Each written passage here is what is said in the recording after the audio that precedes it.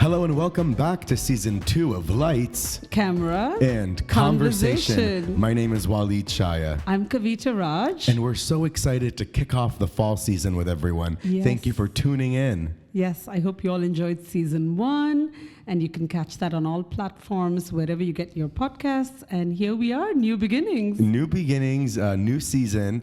It's a very transitional time back to school, back to a new routine. For the new season. So how was your summer, Kavita? How did it wrap up? What's been going on the last couple of weeks? It has been busy. It is the first summer that we haven't had too much travel because good reasons.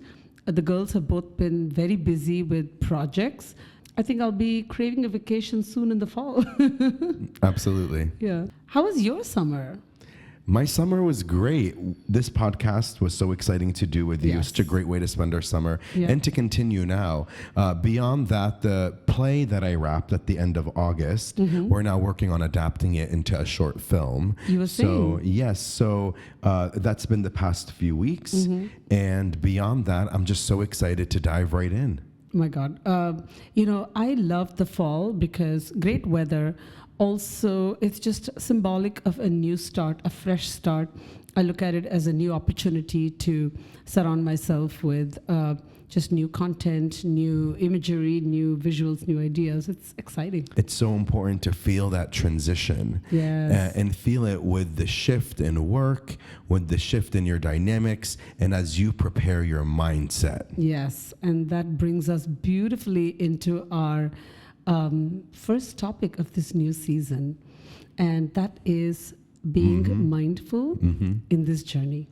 Being mindful in this journey. So mindset for artists and entertainment entrepreneurs, and how to have a winning mindset. Yes. I think really is the key here. Yes. So do you want to dive in and talk to us perhaps personally? How do you get through every day with all that you have going on between your two talented, busy daughters, your also talented, busy husband, you have a personal life and hobbies, and you have friends. You're running these incredible businesses. I can toot your horn, and I will, because I love what you're doing, but how do you do it in 24 hours each time?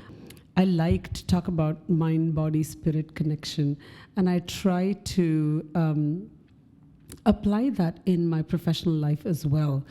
I feel like if you bring your whole self to work, it is something that feels a little more authentic, it feels doable, and it is more fun. And bringing your whole self to work, I mean, yes, you have to be professional, you have to be a certain way with colleagues and all of that. But if you are authentic, you share details about your family, you share fun tidbits about your everyday life, and you holistically approach work as a place where you can be yourself. I really do feel that that translates into the work that you do. And we'll delve deeper into it over the next, half hour or so. But being yourself lends itself to a better output, better quality of product, and shows in your performance, shows in the relatability of your output. So physically, Kavita, what are some things you do during the day to get you through so many tasks that are, for so many different people and businesses, and there's only so many hours in the day? Some of the things I like to start my day off is taking care of my body. The body is a vessel. Trying to give it as much care as possible, right? Whatever that may mean for one, it may be hydrating yourself, right? Having healthy fluids so that you are well nourished, you are well hydrated, and starting with some form of movement, whatever that may be, whatever your body allows, whether it is yoga or a walk or something much more hard than that, right? Whatever, kind of floats your boat with exercise, but something that invigorates you, starts your day, gives you more energy. That is just the basic physical thing. And then with the mind, I love to give myself a few minutes of quiet time that allows me to think, be within my space, and just allows me to live with my stillness, so that when I put myself out into the world that day, I can absorb more. I love that. I feel like I can relate to that. My mornings start off with stillness. And then during that time, I'm thinking about what I have ahead, and I'm thinking about what's important for the day Yes. and what can wait. So what I'm really thinking of first thing for me is prioritizing tasks and making sure when I step into each event, each meeting, each session I have where I'm sitting doing computer work or writing or edits, or I'm meeting with another artist, whatever it is, that I'm present because I've allotted enough time for it. And then I've allotted time in between to reflect. I've talked before to you about the importance for actors to keep great record keeping of every audition they have, how it went, give themselves notes and feedback, and You're to a keep in master touch of with that. casting, because you book the room even if you don't get the role, and you keep in touch with those casting VIPs so you can get back in. So there's also reflection that should happen with each moment in your artistry as well, not just auditions, right? After you finish updating your site, or when you craft an email you want to send for representation, or when you finish maybe some song snippets to tease on social, just to have a breather to really look back at what you did, look at what's ahead, and be able to have a clear mind as you step into the next thing. Because when you don't, that's when chaos starts to happen. That's when things slip through the cracks. That's when you leave things unfinished. So it's really, for me, about planning, about strategy with making these lists, and prioritizing, so I can have a mindset that feels streamlined, in control, and not rushed or uncertain, but grounded in the choices I'm making throughout the day. Yes, but having said that, do you find that there are certain days when you just cannot catch a breath? There are certain days that I find myself running from pillar to post, from morning to night, without any kind of sufficient break, right? And those days do happen. That happens to all of us. And on those days, I just find myself sometimes running on empty. So a great body in this industry, a healthy body, is very important because of the demands of the Fast-paced work. Exactly. So, it is extremely important to sometimes, if you're a musician, your body is your vessel, your throat, your voice, all of that is important. As an actor, your physical energy, your vitality, depending on the role and you're your playing. memory to Oh my memorize gosh, lines, yes. to memorize lyrics, musicians to memorize how to play an instrument or dance moves if you're a performer. Mindfulness also translates to being more self-aware, and that stillness that we talked about earlier may give us some time to reflect on our own selves, our own natures.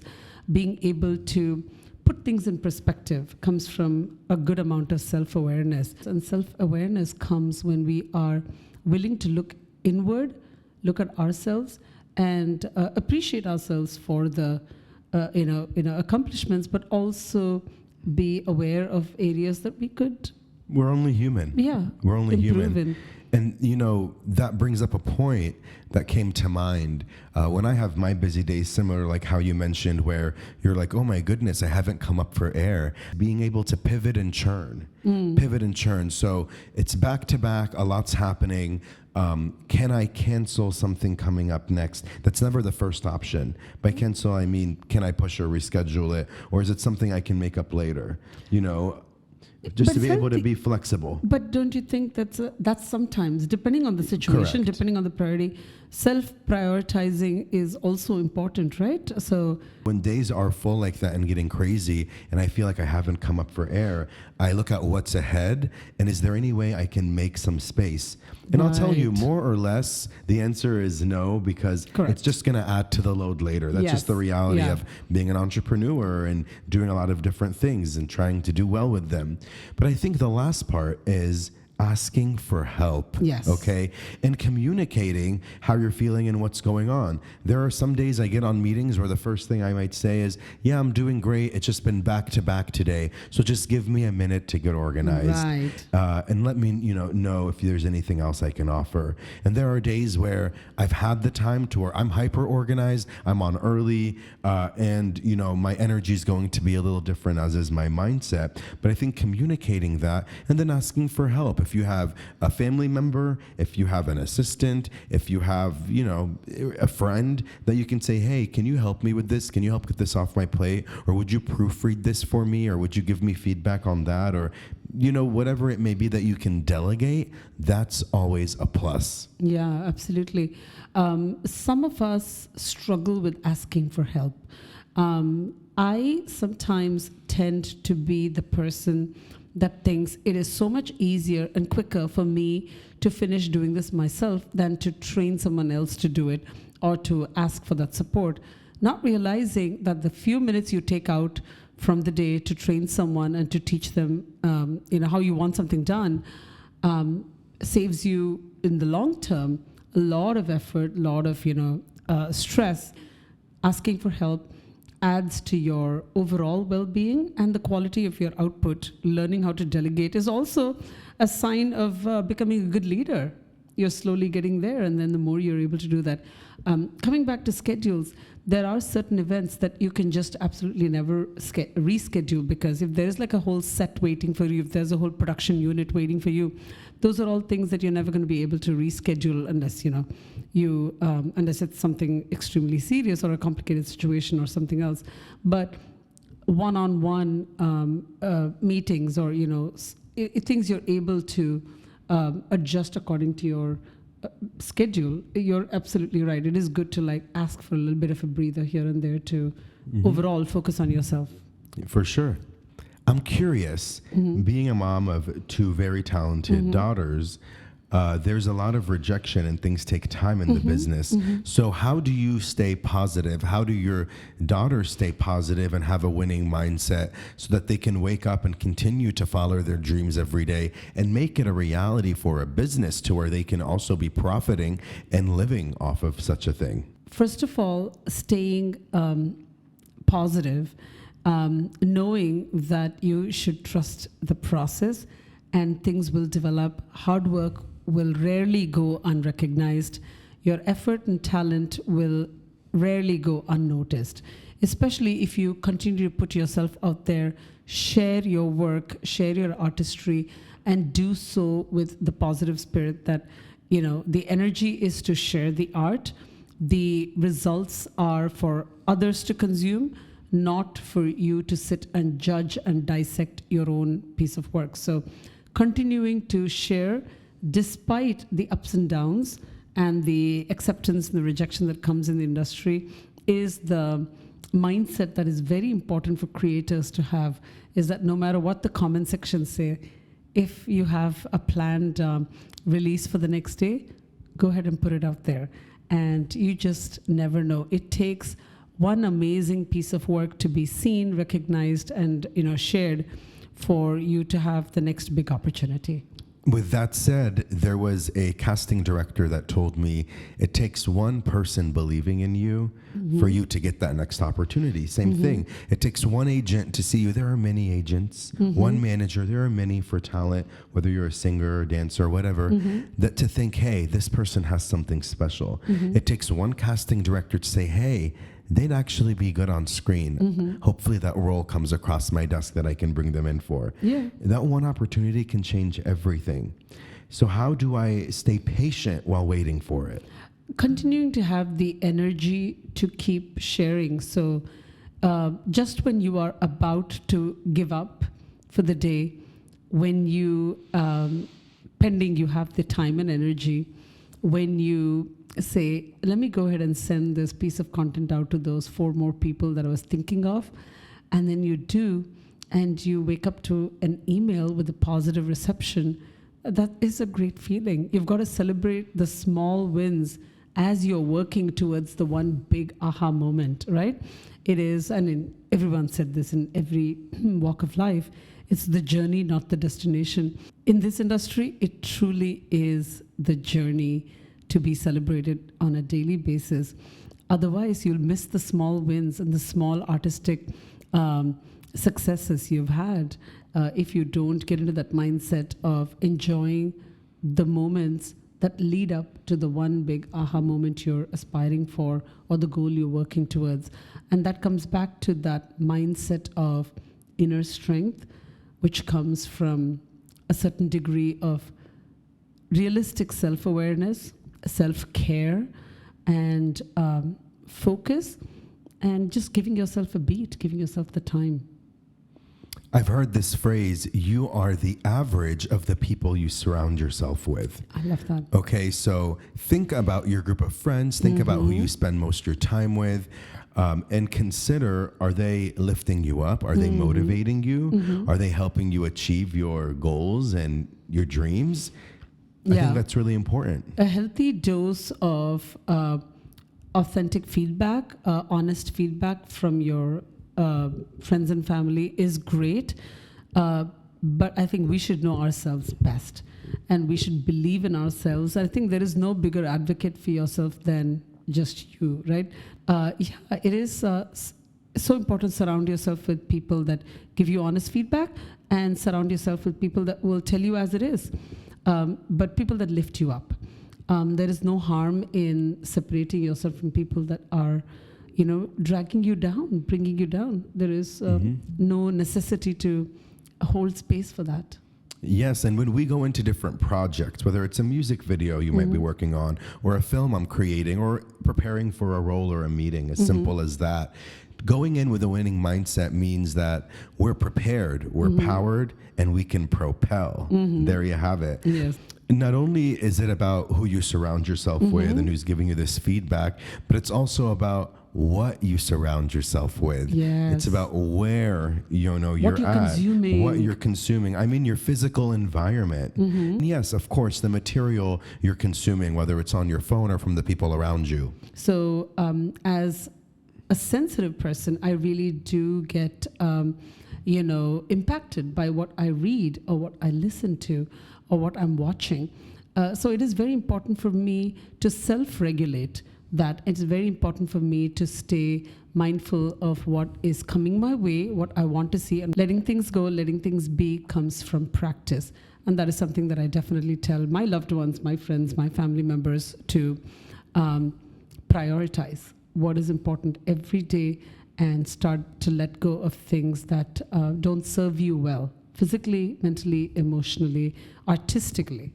Sometimes we dwell on things, we get in our head about what other people think, especially about how we'll be perceived. And we're spending more time and energy getting stuck in our head and living on a loop in the negative, when in reality, those people we're worried about, we're not even on their mind. We're just a blimp in their day. Again, setting boundaries, back to the word boundaries. It's so important, because if you don't have that thick skin, and if you don't set boundaries, and boundaries are set by having clear, efficient communication with someone about how we're feeling, it's going to be hard to have a winning mindset. Being able to surround yourself with people you can trust is key in this industry. Yes, and that self-confidence and awareness comes from preparation, okay? And being at the right place at the right time. Definitely. Right? And then you're mindful of all that because you're prepared. Yes. So you're able to go in more positively. Now, casting gives actors feedback, sometimes on the spot. It's called a redirect. They give you a redirect. I want to see the scene. Now, just consider this character is more like this, or I would like to see it with these circumstances, X, Y, Z. And then you go again. You have to have an open mind, okay, to take redirection. Right. And I assume in music, if you're working with a team, someone might not like a certain instrument that's in that. So how do we collaborate and keep an open mind and not get glued and stuck to something we've already created or our habits? Yeah, I mean, it's collaboration is the key word. Healthy, respectful communication, right? Writing down everything that you are steps you're taking, writing down the thoughts you're feeling. If it is something related to somebody else, communicating that with them effectively. If it's just related to you, your own self, journaling those steps is so key. Again, it comes to respectful communication, but firm and clear communication. Having that in writing and communicating the preparation and being able to make sure that that's shared. As an actor, when I'm in the room with casting, it's not my project usually, right? I'm going in for a role, say, for this example. So they give you that redirection, okay? I have sat at home and wrote everything down and played out every scenario that they might give me to what I think might be possible. For example, simple, I've practiced the scene in a chair. I've done an audition before where the character is not sitting, but we're in such a tight room filming the audition where the camera is and everything's happening. They said, just sit. I want to get just a read. It's fine. Oh. So I practiced it sitting. Sometimes you're sitting and there's no chair. They want you to stand. They're filming it chest up anyway. Practice it standing. I've practiced it with the person that I'm reading with, to the left of the camera, to the right of the camera. Now, if there's multiple characters in the scene that I'm speaking to, they should have different eye lines. That's what happens in auditions. Okay. So I've practiced it with the different eye lines, and what happens when my reader, who's only one person, is on the left and right, how might my eye lines change? Yeah. This is the kind of preparedness just for auditions. We're talking about a simple audition that I've sat down with the script, taken note of, and I'm coming in now to the audition room meeting casting, and when they give me that feedback, that redirect, I'm in a positive state of mind. I've mastered my mindfulness because I'm prepared, and I can say, sure, let me try that. And then I'm mindful to take a moment, okay? It's always important to take a moment. If you're singing, to find your note, to think of that choreo or that dance break or moment you need to remember that might be slipping your mind. If it's for me to take that direction, to really consider how does that direction they just gave me affect the entire shape of the scene. And then just after that beat, go right into it. Absolutely. And the casting directors love someone that is taking direction and that is giving them the output that they're looking for. That reminds me of a client I worked with, a couple, but one in specific that I have worked with for a long period of time. I have a good history with them, seeing their career over many years, and that's a real close connection. They were kind of wanting to just put the lights off on the career. They wanted to close shop, lock it up, and they were feeling really not motivated. Their mindset was, I want out. Their mindset was, I've done all that I can do. I'm tired. And I looked at them and I said, so why don't you take a break? Yeah. Why don't you just take a breather and revisit this when you're ready? Why does it have to be so black and white right now? Why do you have to just quit? Why do you have to just move on and let this go? Like, you didn't spend your college degree to your professional last 10 years of your career trying to make this happen. Just take a breather. And after your breather, you can decide, do I need a little more time? Am I ready? And do I want to do this? And hey, if it's definitely a no for you at that point, then hey, you don't do it any longer. Right. But if you come back feeling rejuvenated, having found new joy, new energy, a different mindset, being in a different time and space, and maybe you use that downtime to take care of some personal things, to give yourself some of that downtime you've been needing. And I've told a lot of artists that kind of feel like they hit a wall. You can just unplug and replug when you're ready. There's no reason to, put the lights off for good. Right. And opening up another part of your mind, right? Creative energy is multifold. If you're creative in one aspect, even if that may be your primary goal, odds are you're very creative in a few other related things, while we're still, doing the necessary jobs we need to do to keep ourselves sustaining and going on, putting food on the table, but looking inward in that break time. So I think ultimately it comes down to, like anything else, having a plan, having an idea, a positive one for a positive mindset, and just taking it moment to moment and day by day. Yes. And going with the flow, and being present so you can have that mindset. I love it. You said it perfectly. Staying present, staying true to yourself, and going with the flow. Yeah. Every day. Love it. So that brings us now to our pop culture segment. Yes. A topic. Which is a funny topic. And I'm curious about the mindset of this artist that I want to launch us off with. A few episodes back, right, in season 1, we were talking about the importance of treating artists with respect when they're performing for us on stage. We're the audience, somebody's performing for us, you're watching them, you're enjoying it. You treat them respectfully. You don't throw objects on stage. It's like kind of cell phones bare or bones, whatever. bare minimum, right? we all want to capture the moment we're in a concert. That's all they were doing, I think. And she took great offense to it, stopped the concert midway, and told them that she was very offended that they were taking a selfie, and then said that, I'm just trying to sing my song, and then picked up. But I think she hand gestured to them to like put the phone away, and it was seemingly very rude, at least what I saw on all the different I believe she media. said something like, you're here at a country concert to sing country music. We're not here to do this, that, and the third. And I believe there were some audience goers throwing beach balls, in the audience. It's fun. You're at a concert. That too. I didn't see that So part. that happened as well. And the beach ball came on stage, and she deflated it. She poked it and deflated the beach ball. And she said, "You're not at a beach. You're at a concert for country music." Was that in the same concert too? I don't know if it was the same one or not, But it's the same but it was person. Miranda Lambert, and there you have it. That's an example of rudeness towards your audience, and could that have been avoided? I can understand where she's coming from, but the reality is this is business. So when you go shopping at Target or wherever you like to go, can you imagine if customer service was rude to you? Yeah. The customer is always right, and it's no different in this. There are some situations, of course, when they're not. Yeah. But in this scenario, when they're just being fans and rowdy at a concert with thousands of people, whether it's for taking pictures or throwing a beach ball,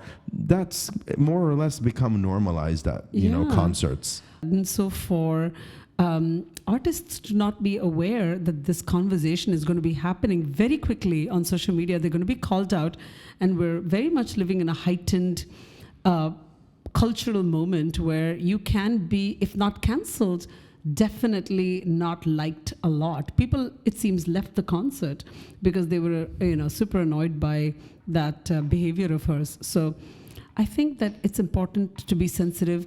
Respect goes both ways. Yes, there was a moment a couple months back where Doja Cat was commenting on her latest album. Okay. And she was saying, I'm on vacation now, putting my legs up, enjoying myself while you guys enjoyed that, like, bubblegum pop, like, I forgot what she called it, but stupid, silly music that, if you think I can write, that's nothing. That's just some basic B stuff. Okay. And the tone that message had was calling the receiver of the content an idiot. Yeah. And so I was like, well, I really liked a lot of your songs on that last album. And you think I'm a fool for falling for your bubblegum pop? Be grateful that I streamed your music over and over. Yeah. So it was just that moment of that attitude, that mindset where I thought, you know what? That's not really caring to your fans. If you have nothing nice to say, don't say it at all, Oh my God. I mean, like, while I'm always the biggest advocate of putting out authentic work that's good for you, work that's like, you're proud of, there are times when, as an actor, as a singer, as a dancer, you do put out work that pays you, put out work that puts bread on the table, put out work that the fans want, right? And that's essentially work that's making you commercially successful moving forward, all of that. And if people are liking it, turning that back just because you may have outgrown it artistically or you may have evolved from it as a performer, your receivers may be still enjoying it, loving it. It's very important to continue to respect that and always, put that in perspective and have regard for it. And just be proud of your work. It's one thing to acknowledge it's of a certain type or genre or not as much of a challenge for your skills. Yeah. But even if you've outgrown it, you but can't. she directly, talked down on her fans that they're, that we're the fools for, having fallen for her bait. And I just thought, wow, that's not a way of keeping my attention. That's not cool. With that said, Kavita, a question. How much responsibility should we assume to take when it comes down to being careful about what's captured of us out there, especially as artists, those of us that are performers wanting to be in the spotlight, being role models? How much of that responsibility is on us to be positive to our audience or just our fans as role models? When you do have a platform, when you are in a position like that, you will be looked at as a role model, as a celebrity. That is why you are, looked up to so much.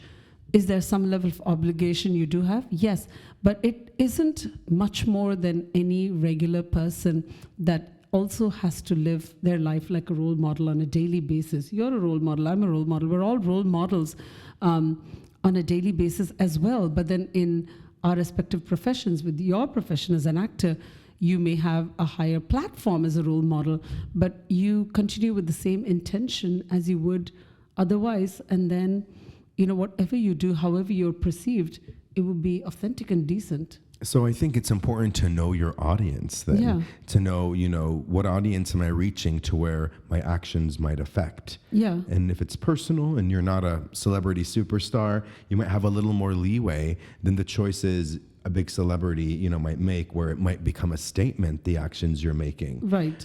So that's just something to be mindful of, wrapping up on this conversation and on our topic from earlier but today. This is so interesting. I think we may have to have a whole other topic on this. So what is the social responsibility of celebrity, artists, especially people that are coming of age, people that are transitioning from childhood to young adulthood?